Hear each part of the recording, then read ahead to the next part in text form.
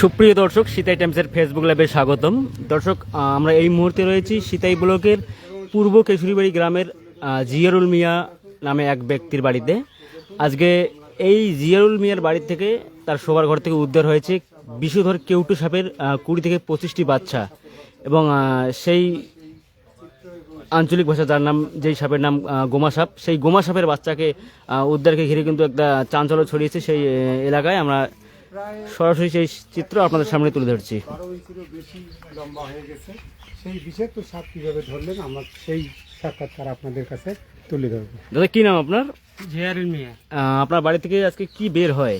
এখন আমাদের বাড়ি থেকে গোমা সাপ বেড়াইছে।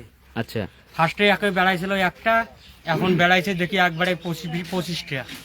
এর আগে কি দেখছিলেন? এর আগে দেখছিলাম একটা, তা আমি ভাবছিলাম যে একটা আসলো, এখন আজকে দেখি আবার একটা বেড়াইছে, তারপরে সামনে দেখি আবার 20-25টা সাপ বেড়াইছে। মানে বাচ্চা? হ্যাঁ, বাচ্চা বেড়াইছে। আর কোথায় দেখতে পেলেন? আমার ঘরেতে, শোবার ঘরে দেখতে পেলেন? আমার শোবার ঘরেতে। আচ্ছা তা আমি সাংবাদিককে জানাইলাম, এখন থানাতে এখনো জানেননি, এখন থানাতে জানাবো। আচ্ছা, আপনি প্রথমে একটা দেখলেন, আমি প্রথমে একটা দেখলাম, তারপরে দেখি একবারে 20টা সাপ বেড়াইছে, এখন তারপর দেখি আবার 5টা বেড়াইছে। 20টা তো বাচ্চা, তাই তো? হ্যাঁ, যে বাচ্চার যে মা, যে প্রাপ্তবয়স্ক সাপটি, সেটা তো পালিয়ে গেছে। সে পালিয়ে গেছে। আচ্ছা, তো এই সাপগুলো কি আপনি পরে এগুলো কিভাবে উদ্ধার করলেন? এলে আমি আস্তে আস্তে নড়ি দিয়ে তুললাম আর বালতির মধ্যে রাখিয়ে, তারপরে আমি সাংবাদিককে ফোন করে দিলাম। আচ্ছা, এই মা সাপটি কি দেখতে পাচ্ছেন? হ্যাঁ, দেখছি বিশাল বড় সাপ, আমাকে দেখিয়ে ও ভাগে চলে গেছে।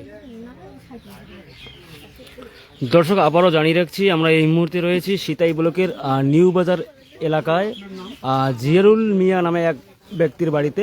মূলত আজকে এই যে আপনারা ঘরটি দেখতে পাচ্ছেন, এই ঘর থেকে কিন্তু বিষধর কেউটে, যার নাম আঞ্চলিক নাম গোমা সাপ কিন্তু দেখতে পান বাড়ির মালিক, এবং যদিও সেই সাপ পালিয়ে যায় এবং তার 20 থেকে 25টি বাচ্চা কিন্তু তারা উদ্ধার করে। এই নিয়ে একটা গ্রামে চাঞ্চল্য ছড়িয়েছে, আপনারা দেখতেই পাচ্ছেন।